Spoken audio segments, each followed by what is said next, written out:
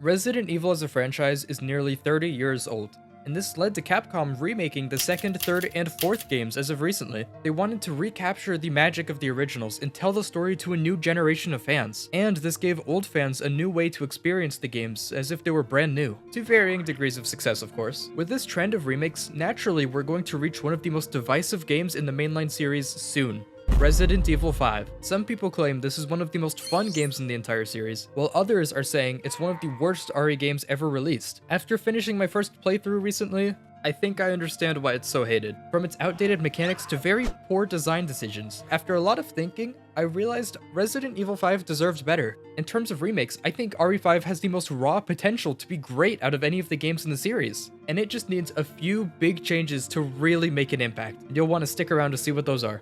If you guys have any big changes you'd want to see in an RE5 remake, be sure to leave a comment below and tell me what's on your RE5 wishlist. For those of you not familiar, I'll give a really brief introduction. This Resident Evil follows Chris Redfield, a protagonist from the first game, and his journeys working for a government organization called BSAA. His mission is to track bioweapons, and that takes him to investigate the strange occurrences happening in Africa, where he meets his assigned partner Sheva Alomar, the character with the single most wasted potential in the whole game. More on that later. As you'd expect, there's a parasite infecting people of the town, which turns them into mind-controlled, sort of, zombies, but not really. It's kind of hard to say. They're infected with something. Anyways, you would fight these and other monsters throughout the game as they seek to shut down the bioterrorism operations by Wesker all over the continent. Before we really get into it, I think it's very important to discuss why it was so simultaneously hated and beloved.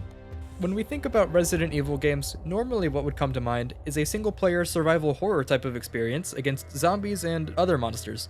This was fairly consistent for the first 4 games of the main series. However, things have been slowly shifting towards more action-based gameplay, leaving the horror element in the background. Not that the action was exactly all bad. In fact, I think the combat is actually really fun for the most part, but the focus on solely action was controversial for a series known for being scary. The other half of criticism tends to come from your partner Sheva, who can be controlled by a second player. Playing with a friend is a lot of fun. This is the intended way for the game to be played, and I fully expect this to return in the remake. However, the single player experience was not so lucky, which takes us to our first set of changes the remake needs to make. And to be honest, this is the most important set of changes. As I said earlier, the game can be played with 2 players. Player 2 takes control of Sheva, and each has their own inventories, but resources can be given to each other. This is the way the game was intended to be played. However, in single player, she's still there as a lobotomized AI partner. I'm just gonna flat out say it, the remake is not gonna work unless they can fix Sheva. She does have some redeeming qualities. Sheva heals you when you're low on health if she has herbs, and she can help take on enemies to make it easier in big fights. You could also use her as a pack mule to carry your ammo and stuff. And I think that's about all the upsides. Saying her character AI is bad is putting it way too lightly. It is straight up terrible. She struggles to path in a lot of areas, causing her to get killed way more often than you would like. It's frustrating to have no choice but to replay certain areas because of something completely outside of your control. Oh my god. Especially when there are enemies that can one-shot Sheva. Maybe even worse is when these strong enemies pull up on you, and she flat out will refuse to shoot them half the time. Sheva, you can... Any day now, you can shoot him. Any time now. Honorable mention about these bugs, by the way. It really does feel like you're getting chased by the immortal snail, the way these guys one-shot you and feel like they never die. Did I mention she doesn't use grenades and is incapable of using the grenade launcher I specifically gave her so she could, I don't know, blow things up? And of course, you can't swap guns with her whenever you want either. You literally have to die or be between chapters to access the shop and swap guns. The remake has to make Sheva more useful and fix her pathing and AI, because if we keep getting into situations where we're being held back by our partner instead of being enhanced by her, it's going to be the same story all over again and be frustrating for single player. If the other remakes are any indicator, I think it's safe to say the story and the way it gets told are going to change heavily and hopefully for the better. Fingers crossed. The story in this game made very little sense and had me thinking at many moments, why? First off, right at the start of the game, Chris has a flashback where it's implied that Jill dies? A beloved character from the series just gone, killed off-screen in a way comparable to somehow Palpatine has returned. Maybe that's a little too harsh, but you get the idea. Having this be told to us in this way was definitely a decision. If they had maybe opened with us playing the scene where Chris and Jill are fighting Wesker from the DLC, instead of that opening that we had, I feel like that might be a better way to approach the story. Let the player really feel the loss of that character at the start and get invested in this rivalry between Chris and Wesker. But no, they glossed over that in the original. Of course, Jill isn't actually dead. She comes back later in the game as part of the Blonde Hive Mind, for reasons. There are also a lot of other things that really bug me about the game's story and characters. The biggest one for me is Chris and Sheva. They don't really feel like they interact much besides shooting bioweapons together. Most of their dialogue consists of, Roger, Roger.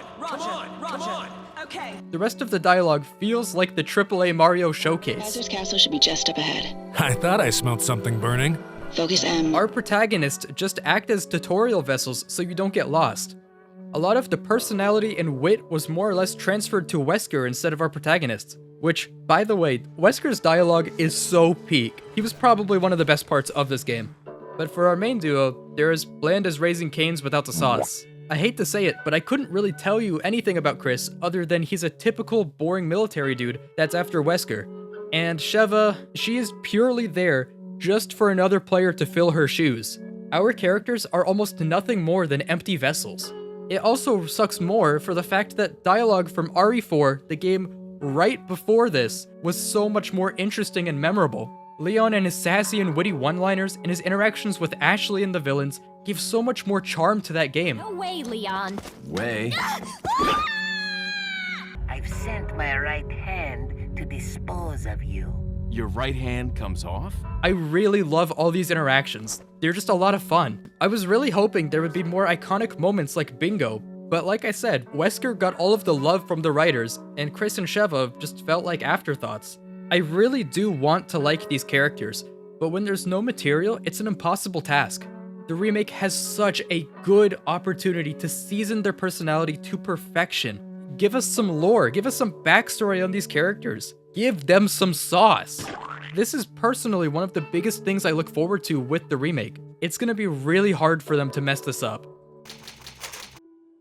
One of the common complaints of this era of Resident Evil is the lack of actual horror. The game is primarily focused on the high-intensity action at all times, even including sections that feel right out of a Call of Duty campaign, except worse. The most horror that I felt during my run was the freaky dog sewer, because those things, to be honest, are pretty disturbing. Otherwise, it felt just really standard and kind of bland.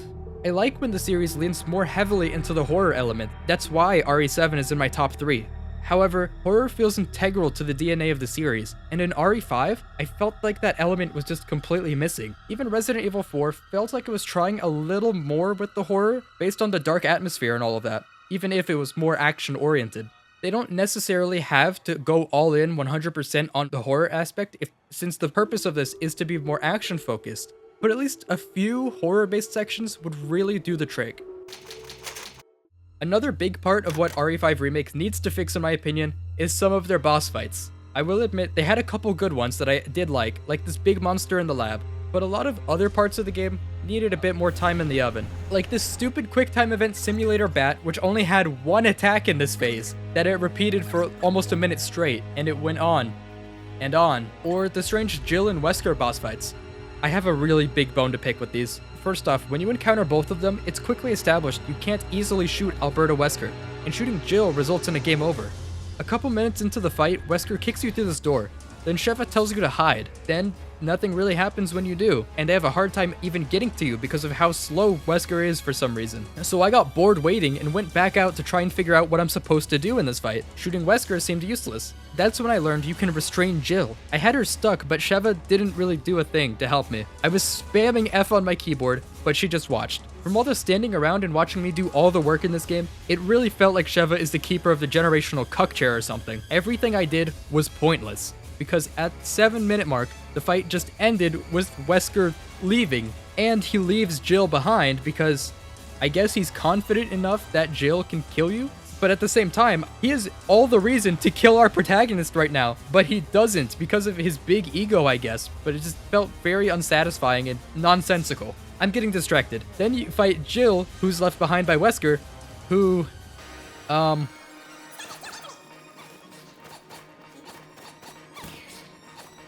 yeah.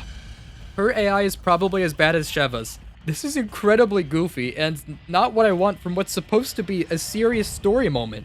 In this fight, you're almost completely dependent on your partner to restrain Jill so you can shoot the device. Or, you know, I guess you could just die of cringe if you're off by a millimeter with your shot. And then, when you take the initiative to restrain Jill yourself, there's a 50-50 chance Sheva will just watch as you break your keyboard in half. This is actually ridiculous. What is the point of having a partner if she's absolutely useless in every situation that I need her? Moments like this are just flat out embarrassing for the game. You are so much better off just standing around and waiting for Sheva to restrain her while enjoying the circus, I guess. There were other bosses that frustrated me as well, like how Sheva kept failing the final boss fight for me with her incredible pathfinding abilities over and over again. And the fact that there's no ammo either, so I had to finish the game mostly using my knife. And other fights that were just really frustrating. I'm just hoping the remake does a better job. It's really hard to miss when the bar is this low. Oh, and also, I really want to fight these guys. I was so disappointed that they just got wiped out in a cutscene. A really big quality of life improvement that should come to RE5 Remake is an in-world shop similar to RE4 and 8. Having it be exclusive to deaths and between chapter menus feels really weird, and it makes accessing it a pain. Having a physical shop would fix a lot of issues I ran into. If you remember earlier, I said you can't swap guns with Sheva mid-game. This wouldn't be a big issue if there were shops where I could trade weapons with her. You won't run into situations where you end up with too many guns taking up your whole inventory because you can just give some to her. I bought a gun in between chapters early in the game, and immediately it spawned me next to a briefcase with another weapon that I can't make Sheva pick up. So I have to choose extremely annoying inventory management for the next mission or miss out on a fresh weapon. Isn't that fun? The final big thing on my RE5 Remake wishlist is character swapping. Not like how you do in the menus to play as Sheva, but more like the LEGO games. I grew up on a ton of these, and character swapping was part of what made having two characters very special. Each had their own special powers or benefits, so it was very important to use this mechanic. And just like RE5, it was designed to benefit co-op play with another person. Letting you swap in single player was such a genius way to avoid alienating any of the player base. I was so convinced with the camera setup in this specific section that this would have been a tutorial for character swapping, but then it just panned back to Chris. With Sheva having a separate inventory and sections where she separates from Chris, it would have made a lot of issues that I had in my playthrough impossible. To an extent, inventory management would have been a little bit easier, and the guns Sheva can't use, like the grenade launcher or even grenades sitting in her pocket, would have actually had a purpose in her inventory besides storage. Quick swapping to her to fire some grenade shots, then back to Chris for a punch would have made the game even more unique than it already is. Plus, you can have both characters with very different weapon sets, like having snipers on Sheva or Chris being more specialized for close range. If they really wanted to go the extra mile, Sheva could have abilities that are distinctly different than Chris. Maybe she can access certain areas because she isn't as wide as him, or have a bonus stat, or maybe she's proficient in certain weapons. Even if none of that is put into the game, character swapping alone would make Resident Evil 5 so much better. I think we all know that a Resident Evil 5 remake is coming, and it's just a matter of time. There were a lot of mistakes made regarding the original game's development that led to a frustrating experience for many, mostly centered around the solo player's experience, because if you didn't play this with a friend, you had a drastically different game. If some, or maybe even all of these ideas that I presented in this video came through in the remake, I think it could go down as one of the best games and most fun experiences in the entire franchise, single player or co-op. And for those of you that already enjoyed the game, the remake has such an opportunity to really take it to the next level. Do you agree or disagree with my list of changes? Let me know what you guys think, and subscribe if you haven't already. And as always, I'll hope to see you guys again. Bye for now.